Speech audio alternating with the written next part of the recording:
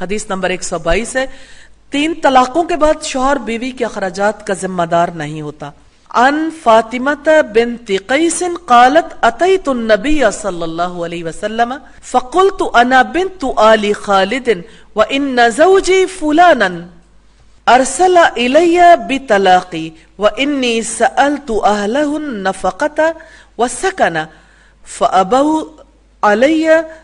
قالوا یا رسول اللہ انه قد ارسل الیہا بثلاث تطلیقات قالت فقال رسول اللہ انما النفقة والسکن للمرأة اذا كان لزوجها علیہ الرجعہ۔ حضرت فاطمہ بنت قیس رضی اللہ تعالیٰ عنہ کہتی ہیں